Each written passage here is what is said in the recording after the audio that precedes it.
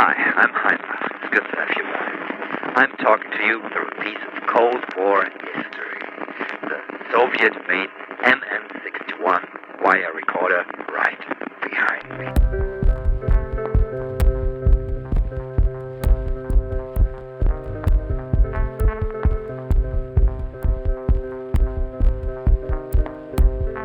The MN61 was made especially for the security forces of the Soviet Union and its allies. In fact, there's an even more ruggedized version of this that was used as a black box flight recorder. I got this unit on eBay in museum condition, including all the accessories, such as these lovely headphones, the microphone, a manual, which is unfortunately in Russian. There's schematics in here, and yeah, very beautifully and well-made manual. And then here's a little book that says when and where it was made.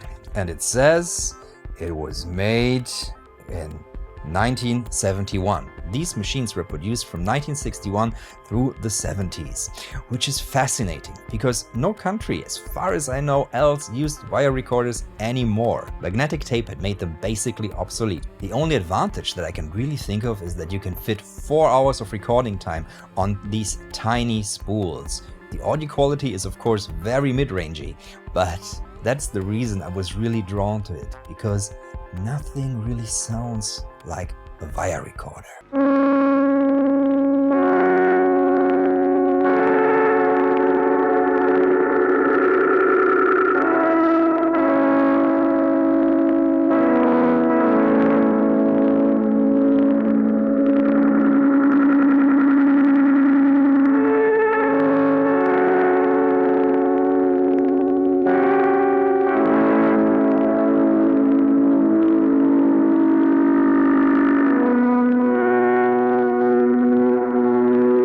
I discovered the beauty of their sound first when I met with Wouter van Veldhoven at his home studio, and he showed me a machine just like this one. To me, this wire recorder has a haunting quality, sort of like the ghost of the past caught in a metal cage.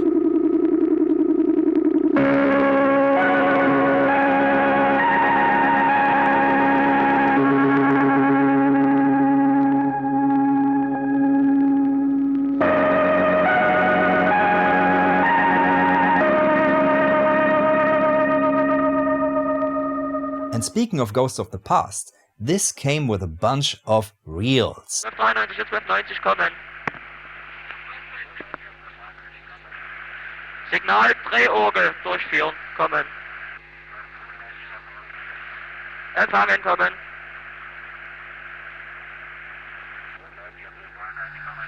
Zwölf 92. Führen Sie Befehl Regime B aus, kommen. Empfangen, kommen. 1293 und 1290 kommen. Die Ziele werden nicht gemeldet, nur wenn sie autonom arbeiten. I can't really gather what these men from Saxony are talking about, but I'll be uploading this whole reel to my Patreon. So if you support what I do there, you can have a listen and use these sounds in your music or radio drama or whatever these find application for. I've got 7 more reels that I need to clean because the foam rotted away and it's just horrible. But I'm really excited to see what I can find and dig up on those too. But this channel is not about clandestine operations of the Cold War, it's about music. And even before meeting Wouter, I was very interested in wire recorders, because one of my most favorite pieces of experimental music came from Halim El Dabd from Egypt. And he made a piece called Wire Recorder Piece in 1944 that basically is musique concrète, before there was music concrete. The one question I always ask myself is, how did he edit this piece? Because I know tape editing and that's splicing, but how do you splice a wire that's thin as a hair? And it turns out it's not with soldering or any glue kind of things. No, you tie knots. Let me show you how this is done. Now this is definitely not hard, it's a square knot. But for someone like me who only learned to tie his shoelaces, it took me a while to figure it out. You go right side over and under, and then you go left side over and under. And then you pull on the main strings, and that's your knot. And already, clack, clack, you've got a nice, secured, tip-top stackable, longer cable. Now this gets proportionally more difficult once you look at how thin this wire is. It's as thin as a hair, and it behaves like a hair, so it will break if you pull on too much, it will twist and curl, and it might unspool your whole spool. I employ bits of non-sticky masking tape to make the ends not completely loose in my hands and to secure the wires. I seriously doubt I will ever get into the habit of editing a wire recorder piece. It's pain enough when the wire breaks, and that's something that's too frequent if you don't use this machine right. So let's look at the functions. First thing you might notice is the lack of Cyrillic on here, because everything is in German. So I'm guessing this was made especially for something like the Stasi, the East German Security Service, or maybe the military. One thing that is unusual about this wire recorder is that it travels from the right to the left. So if we open this up here, so you can see it's not sitting 100% secure. You can see this wire comes from this spool and will travel here. So this is the erase head, this is the write head, and this is the play head. Taking the reels out is as easy as pushing here and taking it out. And I have just ripped the wire, which is great because now I have to... Okay. I'll have to rewire this, which is not fun at all. This will obviously turn it on. It's called nets, and we can have a nice hum here. And you can see now this red bulb is on as well as the power. Now this means Drahtriss. It detects if the wire is broken, and until it's fixed, and that's detected via this little pressure sensor here, this little lever, it won't work at all. To protect yourself against something like this, it's important to always observe the right order of doing things. You turn it on, but it's in stop position. And here you can choose what you want to do. You can Aufnahme, meaning record. You've got an automatic recording, which probably means it starts once there's a signal on. You can rewind, and you can playback, and you can wind forward. The recording and playback volume is set via this, which is marked Lautstärke, and here you've got control for the highs and the low end. This button will rewind just a few seconds, so you can check what you last recorded. On the right side, you find inputs. PR car, I have no idea what that is, probably a special format. This is for the microphone, and L2 and L1 are line level signals, at least as far as I've gathered. And you can switch between those like this.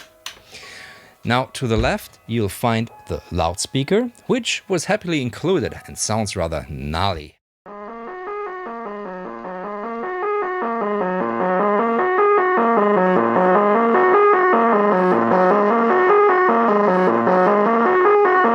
All these connectors are banana cables. So there's one cable for the signal and one cable for the ground. And the ground is always labeled like this. Banana cables are easy, cheap, and they're called in Germany Messleitungen.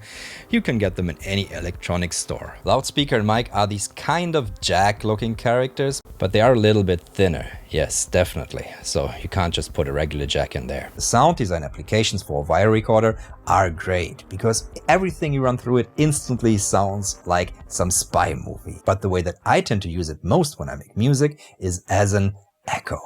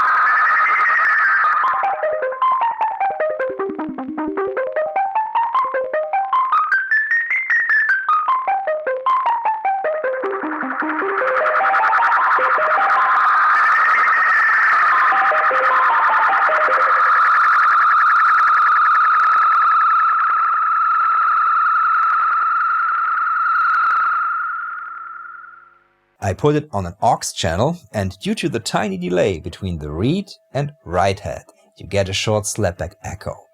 And when you put that again on the mixer channel, and not onto the send return, you can again up the feedback, and you get all these lovely, very special, absolutely non-space echo, but very pretty and very unique echoes.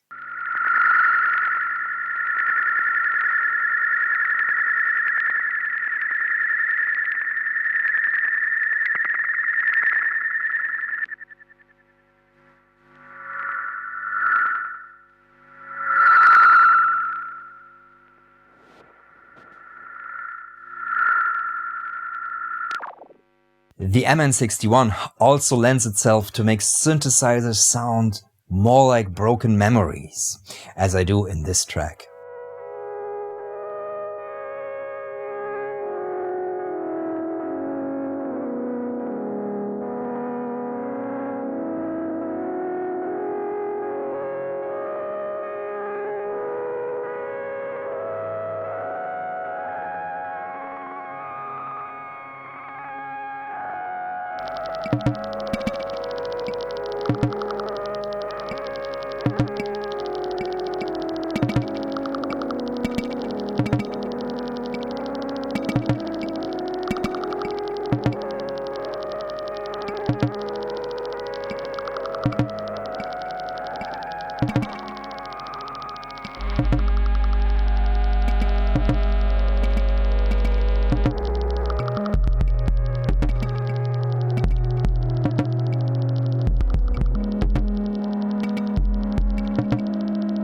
I spent 450 euros on this museum piece, but you can probably find it much cheaper if you are in Russia or have contacts there. I've heard that they're about 60 euros to 100, but if you go through a reverb dealer, of course, that will get much more expensive fast, and then you'll have to consider import tax, and of course, you have to see if it actually works. So I probably wouldn't recommend that you buy one of these unless you are similarly mad about like weird sound things as I am. But I feel it's a beautiful and unique sound that you can get from this thing. And as Miles Davis said, tone is everything. If you have subscribed to my Patreon, you will get music from this episode and of course the 1.5 hours of probably Stasi communications that I archived from this reel. That's it for this video. If you have any questions, do leave them in the comments below or visit the subreddit. Thank you all for watching, and I'll see you in the next one. Bye.